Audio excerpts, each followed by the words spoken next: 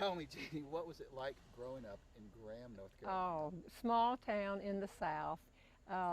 Perfect environment. Everybody was happy. We knew everybody. Walked to school on the sidewalk with others and walked all the way home. And looking back on it now, we sat around in the yards. Air conditioning was a wash rag on your head. We're trying to keep cool at night. So you'd sit out in the yard before you went to bed and tell stories and catch fireflies. And I think that probably helped me become a professional speaker. Not the main thing, but looking back on it, lots of stories from my childhood. Which is what we were talking about earlier on the way, that about you, the Southern culture. Yes. Telling stories. There seems to be a connection there. Well, it is. It's fascinating because in the South, most of the people who say I am a storyteller, I am a humorist, for example, in the National Speakers Association, are from the South or the Southwest.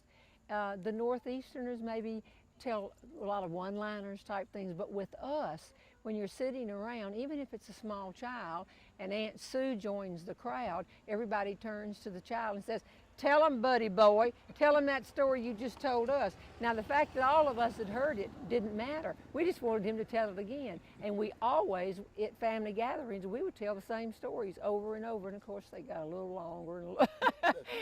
Oh, that's a good line. And then, of course, you wind up, when you finish telling stories, even as a child, I say, you left out that line about such, and so you jump in and tell it. And I think that was true throughout the South. There wasn't a lot of money. Some towns didn't even have picture shows, as we called them, a picture show. And so you made your own entertainment, and swapping stories was what it was about. Any family event.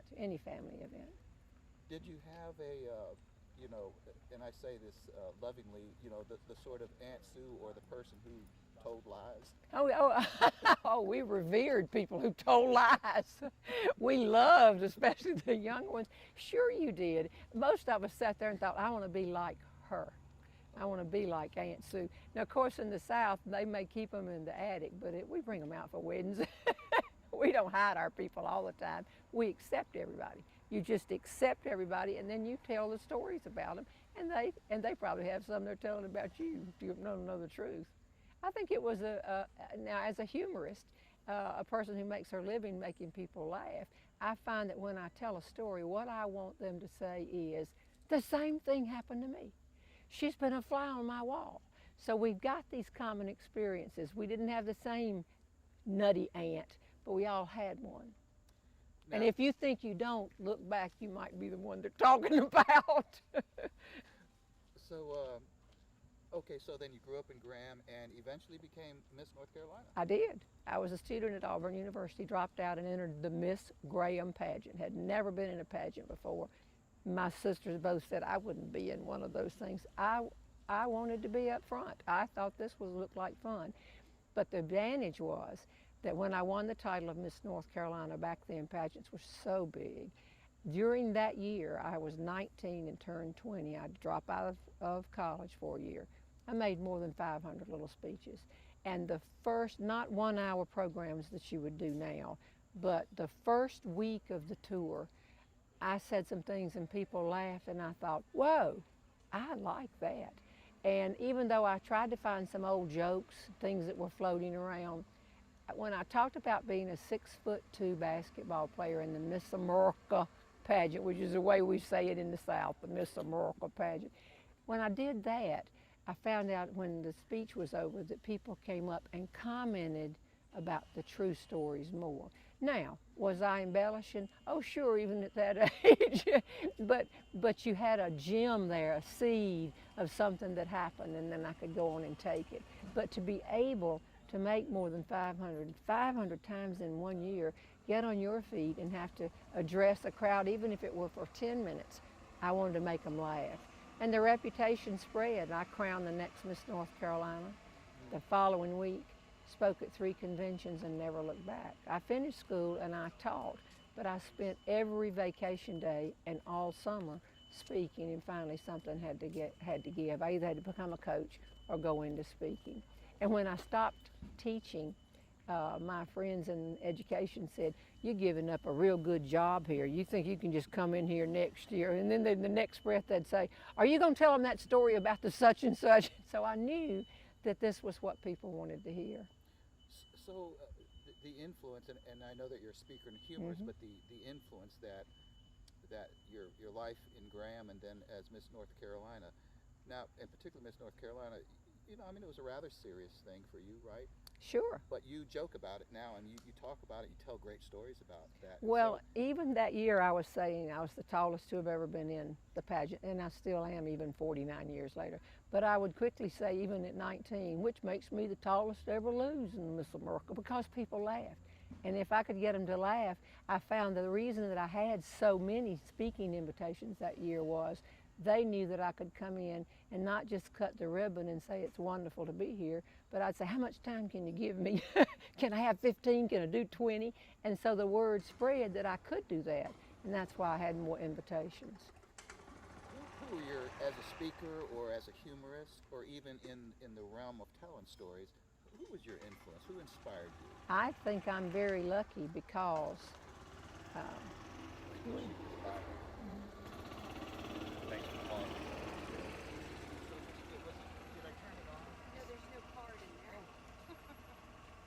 we're going to start over. No, we're good. That's just for Okay. the cameras. Okay. Yeah, keep rolling. Okay. So the mentors, right? Now, Yes. this is another era. Remember this. This was pre-internet. It was pre-seeing women on TV being funny at my early age. And I think I had a tremendous advantage over a lot of other professional speakers. I spoke from 63 to 78 before I joined the National Speakers Association. It wasn't even around.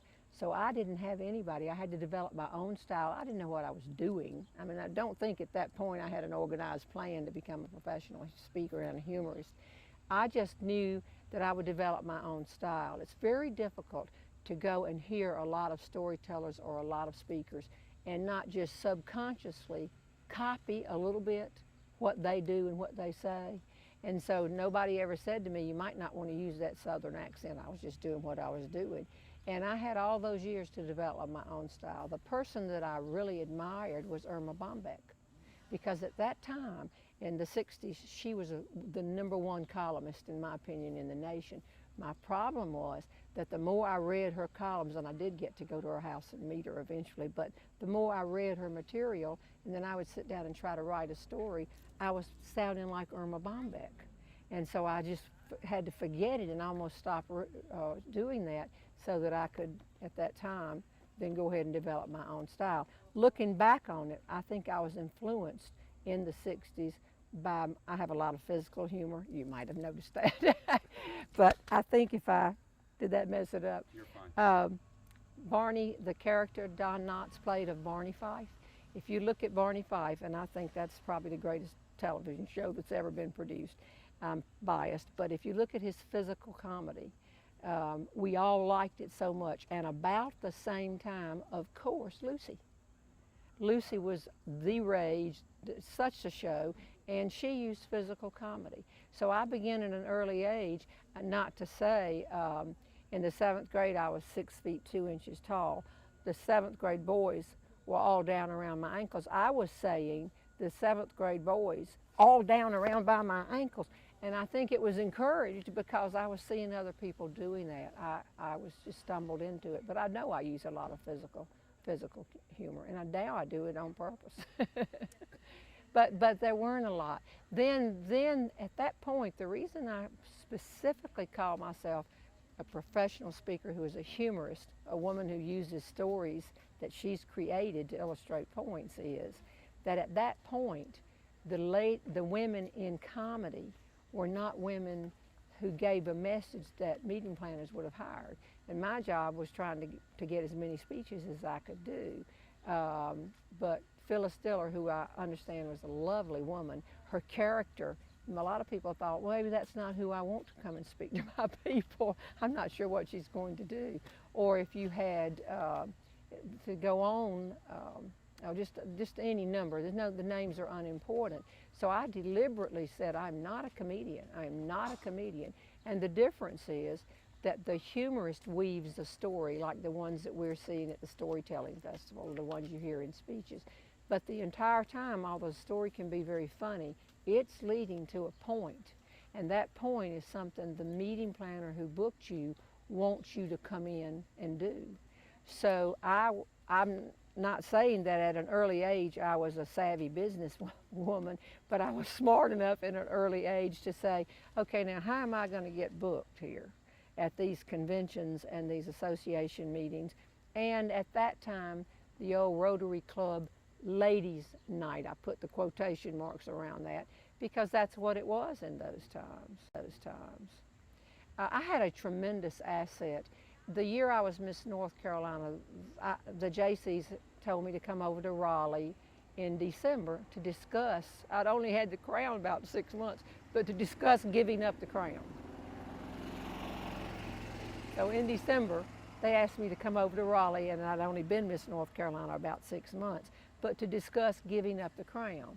This is interesting because in those days there was no internet.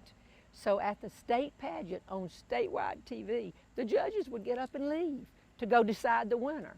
And between each of the divisions, like swimsuit talent and all that, they would bring in hire singers and dancers to come in and kill time while the judges went out and decided who won the swimsuit, who won the talent. Well, what they suggested to me was that the following year, they not do this. They don't bring in, because actually the people they're bringing in are doing the same type talent that they just saw 10 contestants do, singing and dancing and playing the piano and so forth. So I said, well, what do you mean? And they said, what if you just stood off to the side for 4 nights, the last of which was on statewide television. And anytime we need a filler, we just call you out and you come out there and be funny. Now I had 6 months, I said, oh, that'd be great, I can even get more stories. And they said, well, on Tuesday night, the parents of all the contestants, and I think there were 80 or 90, are at a banquet with the Raleigh merchants.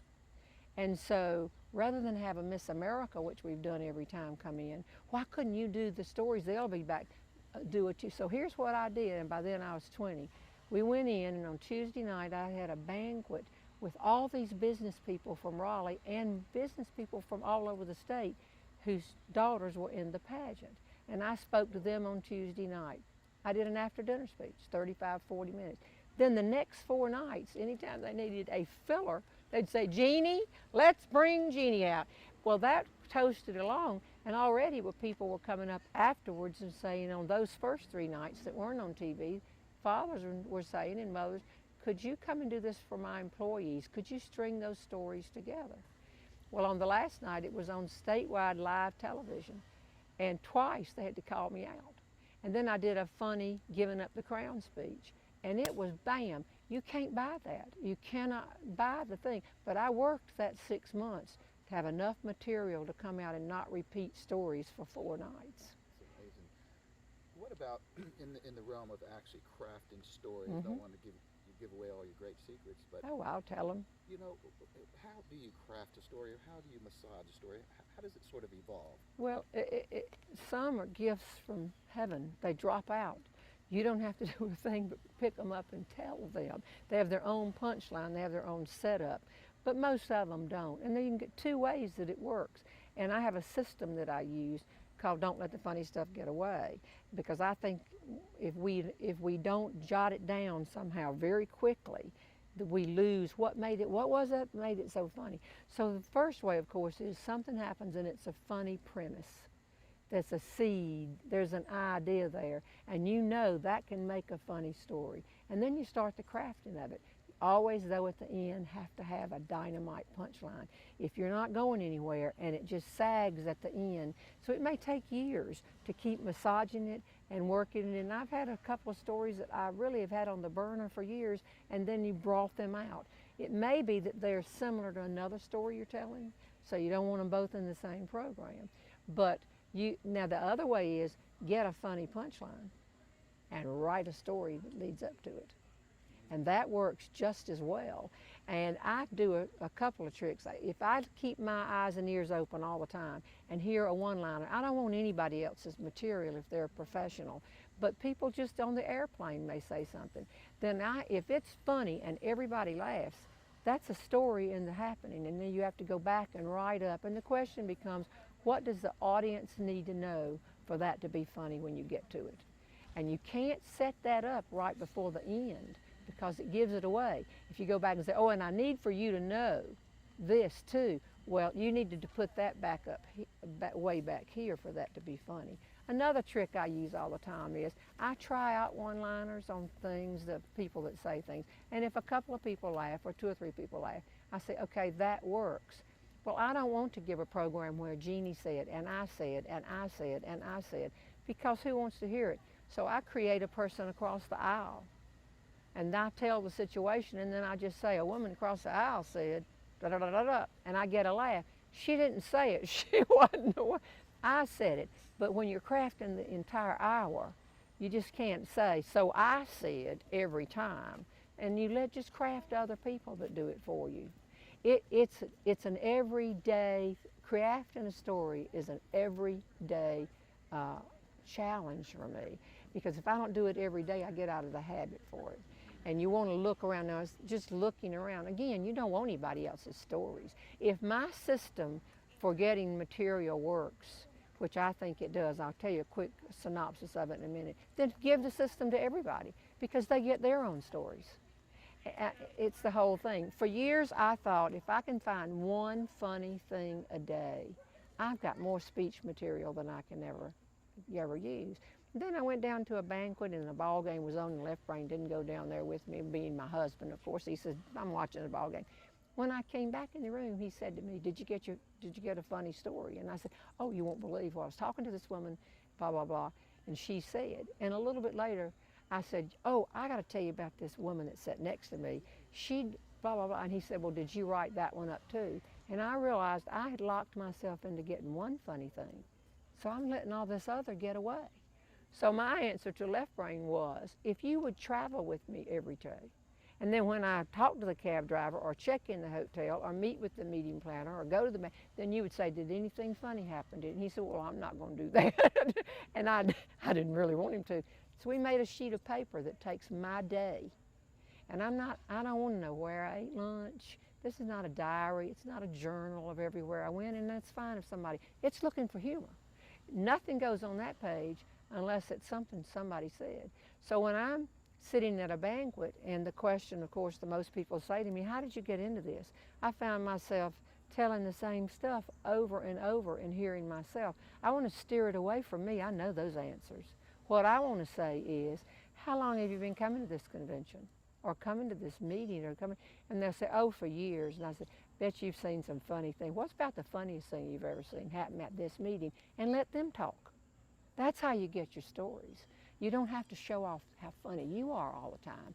You just let some other people say some things, and you lead them into it. I'll do the same thing with the cab driver. How long you been driving the cab? For years. Oh my gosh. What's the funniest thing you've, oh ma'am, you wouldn't believe. Well, you get a lot of bad stuff, but all you're looking for is those few good things that you can embellish a little bit and make a story based on reality. So I just look for it all the time. Now, it has become not only the way I make my living, it's my hobby. I'm very fortunate at what I love to do, and I can craft stories. It's also my hobby. And I have people that who call me and say to me, you know, Jeannie, we were on our vacation, and you just wouldn't believe what happened, and we thought of you. What a compliment. Good. Tell it to me. Tell it to me. That can be it. I was in Arizona and passed 3 men outside of a restaurant, businessmen that had little briefcases and they were dressed up. And I just had my ears open, that's all. I didn't stop and talk to them. I don't know what they said before I walked up or what they said when I walked away, but when I walked by them, one of them said, my wife told me, you want a hot breakfast, throw a match in your cereal. Now you can't, you're just walking along and you hear this, and it's on airplanes. I'm always leaning way back in the airplane because I want to hear what they're talking about behind me. And it's just become a way of life. The good thing is that by looking for the humor and the stories every day, what we really do is affect the way we approach traveling all the time. I'm on airplanes 27 days a month, so and if you're not on an airplane and you're driving to the speech, as I drove to the Storyteller Festival, it's not so far, when you go in, Smile at the person behind the counter and engage them in conversation. Listen to the people in front of you in line. That's where it is. That's what it's all about. I'm hip up on it, aren't I? No, you're doing terrific. I'm just wondering about the sun in your eyes. It moved on me. Yeah, it did. It's, I was about ready to pause because I've got an issue I've got too. two more questions. Okay. So let's. You're a speaker and a humorist. You know, what is the difference between, let's say, even a humorist and a storyteller? Well, I think it's the one of the ways is where you work.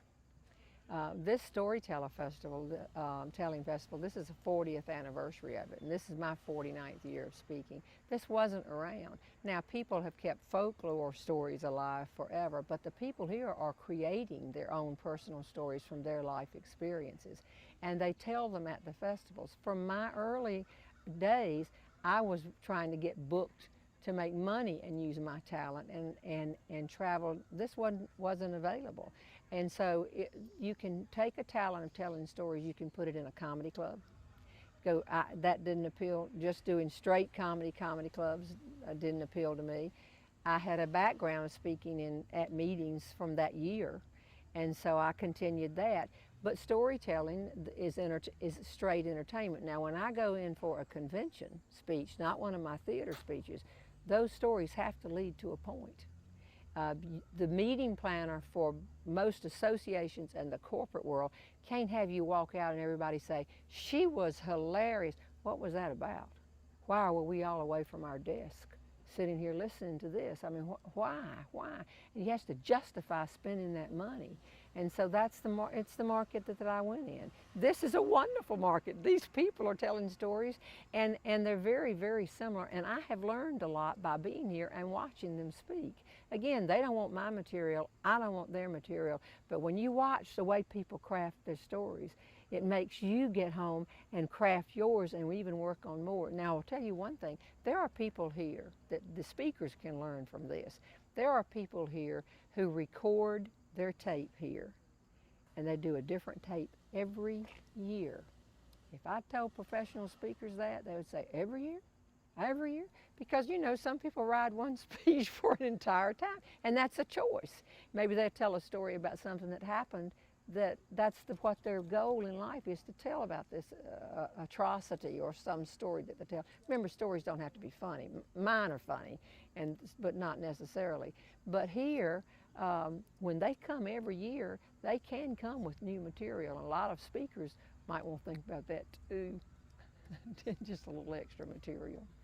These people are delightful, and they're out here and they're busy. And there's a storytelling festivals somewhere almost every weekend in the world, in the entire world. And it was started right here in Jonesborough. And of course, 10,000 people will pack in here this weekend to hear, and these big tents. But I heard a speaker a couple of days ago, a storyteller a couple of days ago, and he told 4 straight stories about his family. And he didn't have those stories on his list a year ago. And he will come back next year with more, and he's on 4 or 5 times this. I mean, it's fascinating. And if you want to see other people develop their stories but remember, a lot of speakers, telling stories is not the main thing, but if telling stories is your main thing, this is a place you might want to come and spend some time one weekend, just to see how other people are doing it. We're always learning. So, and then last question is about, you mentioned in your presentation last night, in your humor last night, do you want to move over just a tad more? Yep. Man, yeah. Things coming up. Yeah, I was noticing it too. So. Oh, I know. So this is last week. Okay. You know, you talked about. Now, did you want to mention about the cousins thing, or are we done with that? Let me work it. Oh, no, let me mention that. I'm going to say, people say, what's the difference in comedy, being a speaker, calling yourself a storyteller? And I think we're all in the same family. We're cousins. We're just cousins. Everybody's goal may not be the same, different areas, but we're definitely kin, and we do have a common bond. And as we like to tell stories and see the people in the audience light up. And so the other thing that's common about all of those, but even the man and woman on the street, is the idea of capturing your story. And I heard you say, well, I believe that. We've all heard over and over, you can't take it with you, you can't take it with you. And of course they're talking about money, because you can't take it with you. plenty of people have probably tried, but you can. And I think if you just say you can't take it with it, though, and you think about stories, if we don't capture our stories, and in the olden days, the only way to capture them was to pass them on from generation to generation. Now, we have the internet, we have recording devices, we can film ourselves, we can interview people, and if we don't capture our family stories, the sad thing is when we pass on, we do most definitely take them with us, and they're gone forever. Anything else? I think that will do it. That's terrific. That was Okay, well, y'all, thank you. Thank you. Is left brain going to change? Am I? Not a chance. But we know that we're going to look for humor every day, and looking with each other is a real good way to start. We have humor buddies that come to us and say, we found something funny and we thought of you. Well, isn't that better than I heard some gossip and I thought of you? If you go on vacation and you see something funny, yes, please do call me. I also look around at my friends for humor, and you can do the same. Don't point toward anybody in here. And that might let me go to tell you about my friend Norma. She's my bestest friend. Y'all know Norma Rose. By the way, it's funny when you talk to people nowadays because of YouTube and internet and all of this. People will come up to me and say, you left out a line. You left out... Does this happen? Are there any other storytellers in here? This happened, they'll come up and say, I think you reversed that line, that particular line on me. My bestest friend, and I know, don't y'all come up here and tell me afterwards, you can't have the word bestest. Because didn't we learn it this way? Good, better, best.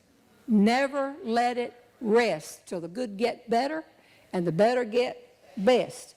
For you younger people that think, what in the world is this gibberish? You can't be better than best, because best is best. But women have ruined the word best, especially Southern women. This is one of my very best friends. This is my best friend since elementary school. This is my very best friend that I knew from growing. And she used to be my bestest friend right over there, but I don't even speak to her anymore.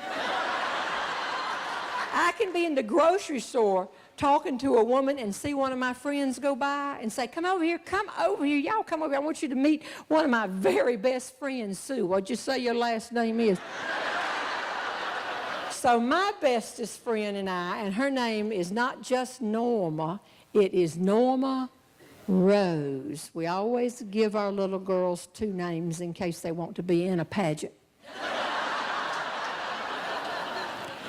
Norma Rose and I were talking not too long ago, and she said to me, well, where are you going to speak next month, Jeannie? And I said, all the places I was going to go. And then one of them happened to be Las Vegas. She said, Las Vegas? You going to go to Las Vegas and speak again? I never have been to Las Vegas, Jeannie. And I said, I didn't know that. I've got plenty of airline miles. Let me call the client who booked me, and I'll see if I can get the cheaper rooms on the front end or on the back end, and we can go out there and stay a while and have a good time. She said, well, what do they do out there? Don't they just gamble? And I said, there is a little of that.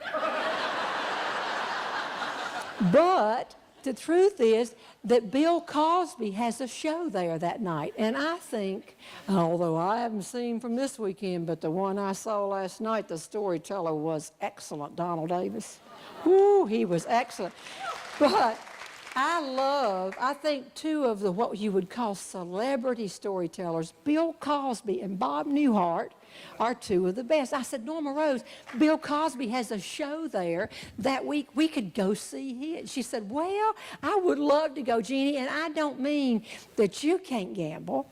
She said, if you want to gamble, it's okay if you gamble because you're Methodist.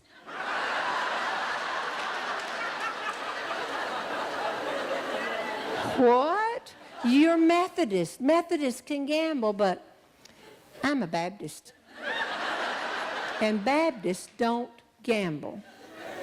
I said, well, Norma Rose, have they told all of them yet?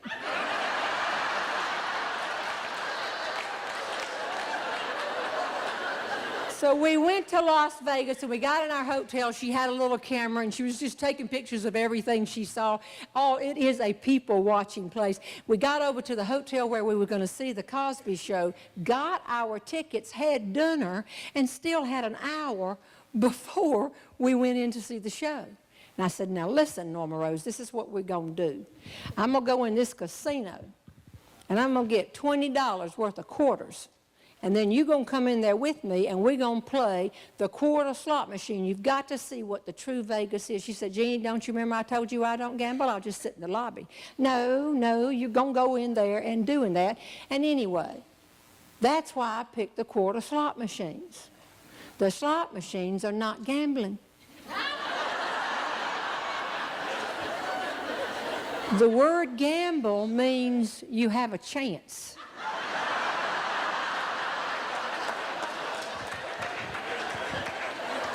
We went in, and it took a little time, but I actually found a couple of the old-timey slot machines where you had to put the quarters in your hand, get your hand dirty.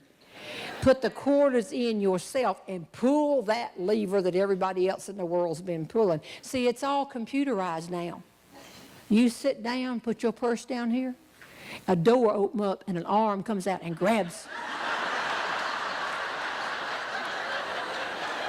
You can't win. I said, Norma Rose, this won't. I said, if we by some chance would have in all 5 quarters, and we would hear the thing go, brr-doop, brr-doop, brr-doop, and 3 sevens came up, and the bells and whistles went off. Just sit down and let me explain to you. This is not hitting the jackpot. This is, let me put it in words you understand. This would be a miracle. So we got with the old-timey machine. I said, pull it over here. Now, here's how you do it. And I put a quarter in, and I pulled the lever, and wouldn't you know it, the thing went doo-doo-doo-doop, doo-doo-doo-doop, and 2 quarters came out. Norma Rose said, you doubled your money. If I hadn't seen it, I wouldn't believe it. You have won at the casino. And I said, no. I'm not going to say that I have won at the casino. The only way that I would win at this casino is if we picked up these 2 quarters, got our purses, got up and walked out of here. And never in our lifetime went back into a casino again. Then on my tombstone in Graham, you put, here lies the woman who won in the casino. But Norma Rose, we're not going to do that. We're going to put these 2 quarters back in as fast as I can get them and pull that lever. And of course, we lost it. She said, that's what I've always heard. Win a little bit, get addicted, lose it all, lose it all. I said, oh, come on, we're just having a good time. And we did, and we played, and we'd win and play. Now, you know you're going to win some, but you're going to lose. You're going to eventually, this is the way they make their living. And it goes down. And after a while, pulling and talking and looking at people and so forth, Norma Rose said, is your right arm getting tired? I said, my right arm? She said, from pulling the lever, it looks tired. Move it over and let me pull the lever a little while.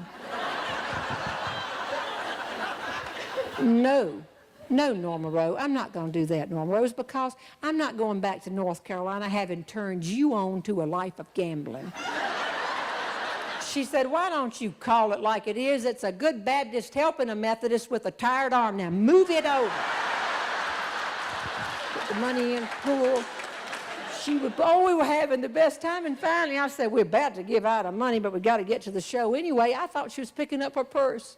She came back and said, I found 3 dirty quarters in the bottom of my purse. I'm going to put them right here. They're yours. They're not mine anymore. Do with them whatever you want to. Of course, I put them in, and we lost them. And then I said, Norma Rose, we got 1, 2, 3. We got 5 quarters left. We haven't played 5. Let's go for it. And we put the 5 quarters in, and she pulled it, and our lives changed. 3 sevens, zip, zip, zip, and then bells are ding, ding, ding, ding, ding. And above all this racket, I could hear Norma Rose shouting, what are you going to do with your half of the money?